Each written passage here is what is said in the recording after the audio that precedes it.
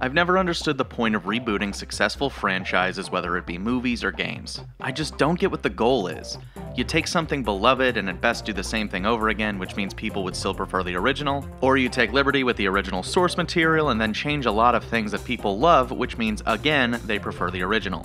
Of course, there are outliers like the rebooted Tomb Raider series and the latest God of War, but for each of these successes, there are countless other flops. Medal of Honor, Twisted Metal, and DMC are a few that come to mind that while, regardless of the acclaim or quality of the actual game, fans of the series still don't like them. They usually inadvertently spit in the face of what the series was about in some way or another, and unintentionally insult the fans.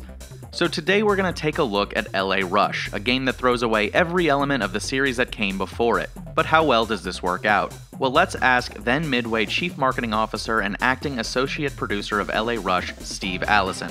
According to an interview with Allison before the game was even shown, LA Rush was supposed to be Midway's take on not Midnight Club or Need for Speed, oh no, but rather their take on a game that would feel more in line with Driver than any of the other members of the legion of street racing games at the time due to the staged stunt-like opportunities you can pull off within the game. I directly quote the interview and I say, "We have more in common with games like Burnout than we do with Need for Speed Underground."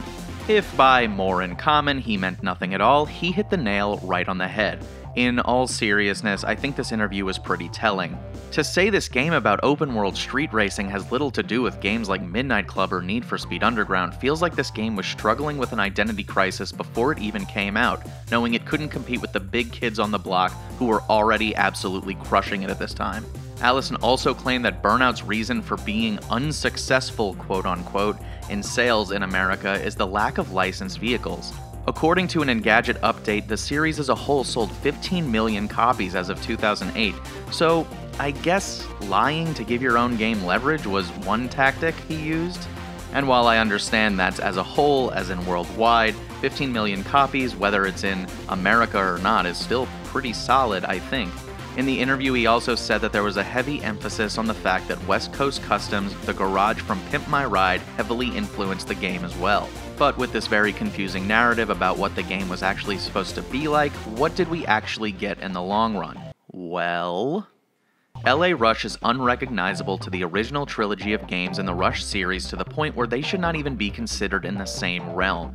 One is a circuit-style, checkpoint-based racing arcade game that is all about big air, low gravity, knockoff cars, and finding shortcuts to shave precious seconds off of your lap times. The other is an open-world street racing game with licensed vehicles, realistic gravity, and flat tracks where the highest altitude you consistently reach is driving on the interstate. At best, LA Rush is a derivative mess of a game that has some good ideas that it ruins by drilling them into your skull like a surgeon who thinks he's just helping you out by giving your head holes to breathe through. At its worst, this game is a technically broken, unfair mess of a game that can be so punishing and slow and repetitive it would rile even the chillest person you know. I will also mention that I did play the PS2 version, which is allegedly worse than the Xbox version, but not enough to make a drastic difference. I didn't intentionally go out of my way to seek out the worst version, but here we are. It just happened to be the first one I found.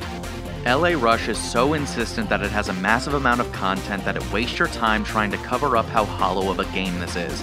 It goes out of its way to take a tire iron to both of its own kneecaps when showing you how cool it tries to be.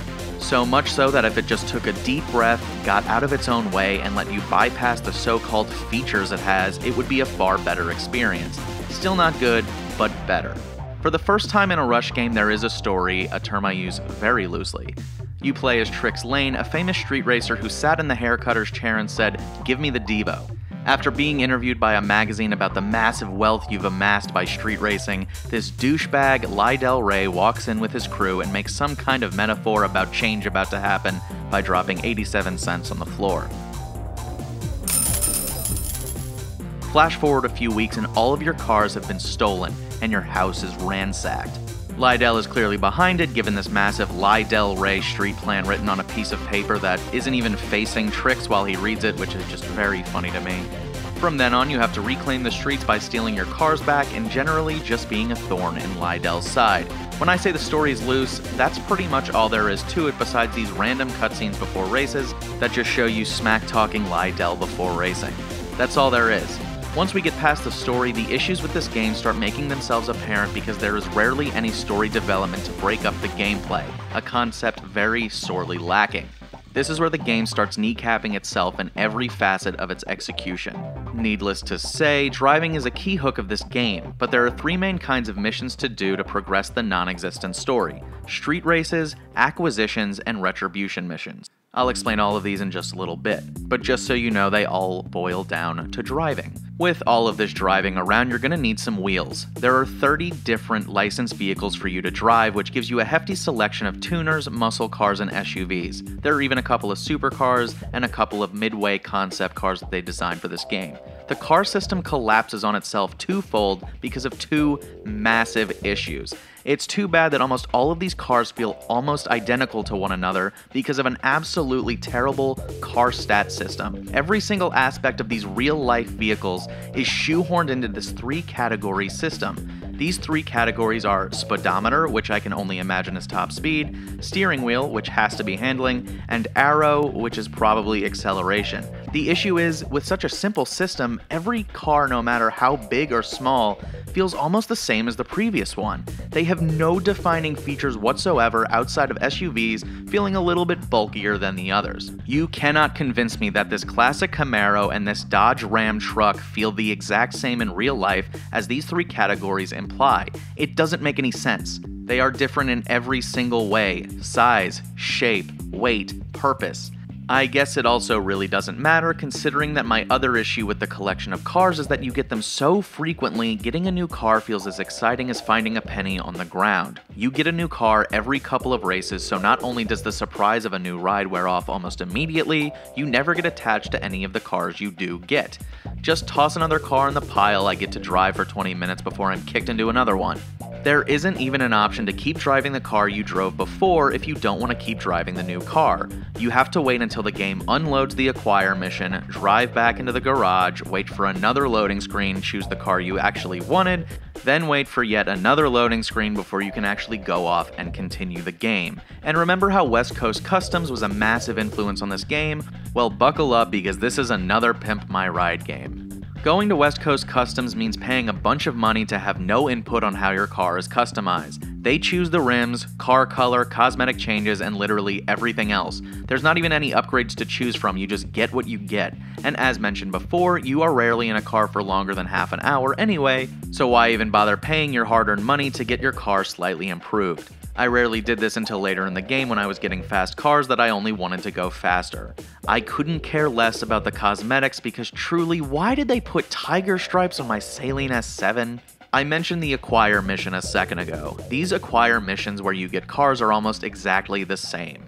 Drive to a specific place where your car is hidden, get in, get brutally attacked by Lydell's men, and deliver your car to your safe house. As you drive and get hit, your car's damage meter slowly ticks away. These cars chasing you are wild. No matter what you're driving, they can match your speed thanks to a ridiculous rubber banding system that falls in their favor. They are also absolutely out of their minds. You could make the argument that they're trained drivers sworn to get you, but based on this footage, you could also argue that they're just blatantly incompetent. They also appear in small scenes before the mission actually begins. They literally try to kill you. I'm dead now. If your damage meter hits 0, you get kicked out of the mission. There is no retry button to anything. You have to wait for a loading screen to leave the mission, drive into the mission marker again, watch another loading screen, and try again. If you haven't already, you'll start to notice a trend throughout this video where I talk about how efficiently this game wastes your time at every opportunity it gets. These kinds of missions can become such a slog.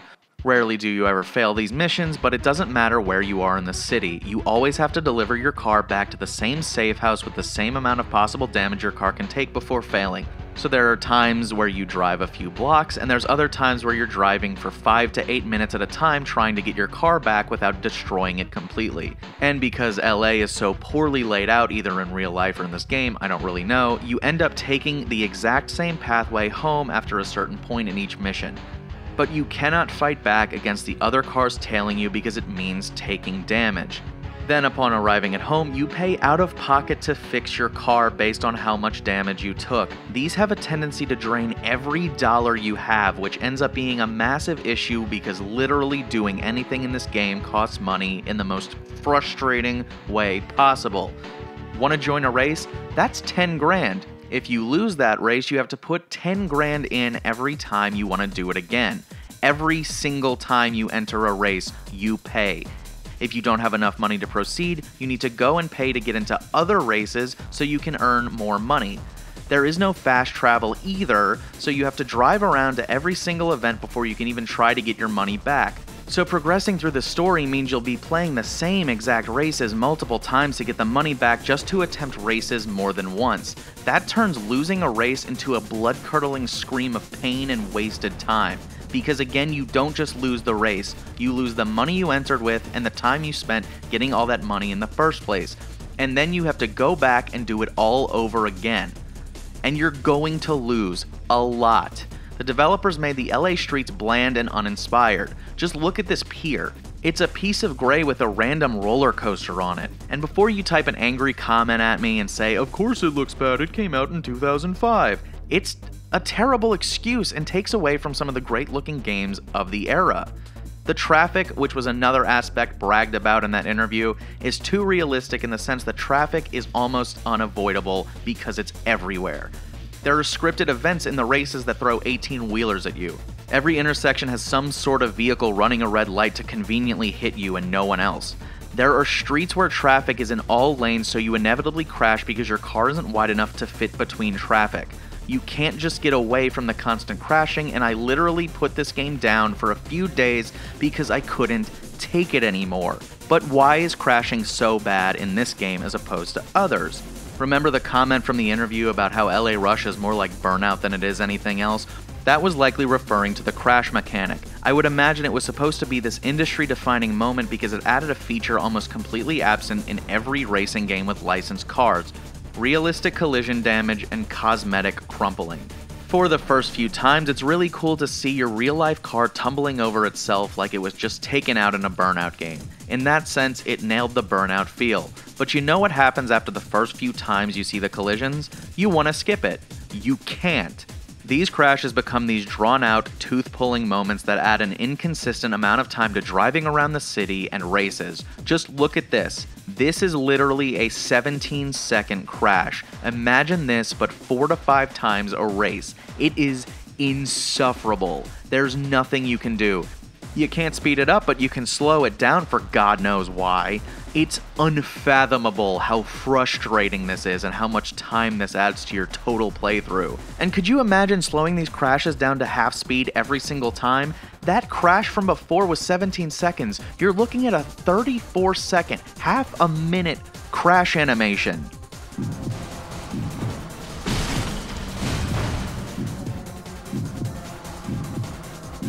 Racing in this game is exactly what you'd expect. There are either point-to-point sprints or 2-lap races. These races cover a lot of the same ground as each other and often just feel repetitive because you're seeing the same bland environment multiple times.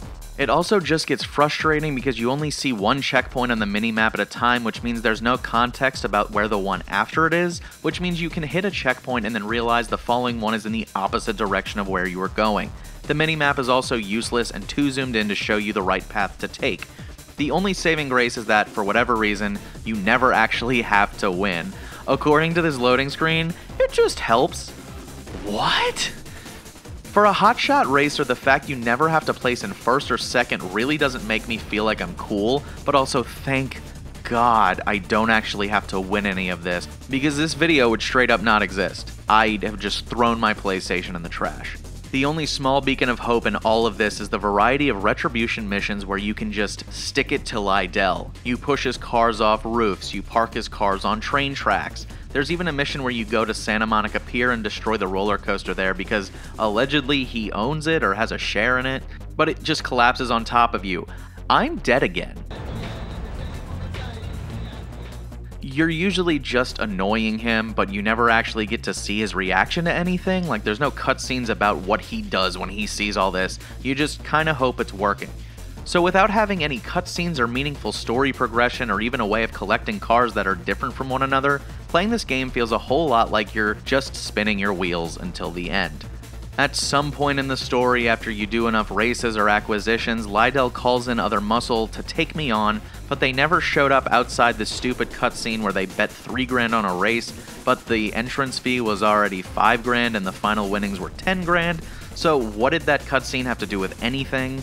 In the final race, which was the worst race in the entire game, you not only have to race head-to-head with someone, maybe it's Lydell, maybe it's his backup, but it doesn't even say. You have to avoid cars from the acquisition missions coming at you the entire time. It is horrible, and you're rewarded with this cutscene that puts this dumb little bow on top of everything. You don't see Lydell again, and in fact, he hasn't showed up since half a game ago, so it's just like everyone gave up about halfway through. LA Rush is somewhere in between Dollar Store Midnight Club and self-flagellation. This is a game that does not respect your time. It tries so hard to tell you that there's a ton to do, but in doing so creates this brutal grind of chasing money, losing money, and then redoing it all over again to get it back. It's some of the most padding I have ever seen in a game, in both repeating itself constantly as well as just wasting minutes to hours of your time. This could have been a digestible 6-hour experience, but instead we have this. A game that insults your intelligence by hoping you can't see through its thin veil to what it really is. An imposter in the Rush series that stole its name and threw away its identity to play on nostalgia. I came into this review pretty excited to play this. I mean, within reason. My mindset went from, okay, this'll probably be an alright experience, to, alright, this isn't great, to, okay, this is really bad, to, usually these videos are an escape from what's actually happening in the world and the country right now, but this game absolutely deteriorated my sanity this week. It also led to my controller breaking. Thanks to the analog PS2 buttons, to reach any speed over 50 miles an hour in this game, you have to mash the accelerate button into the controller, and about 4 hours before I finished this, the button stopped being as responsive and I had to change out my controller.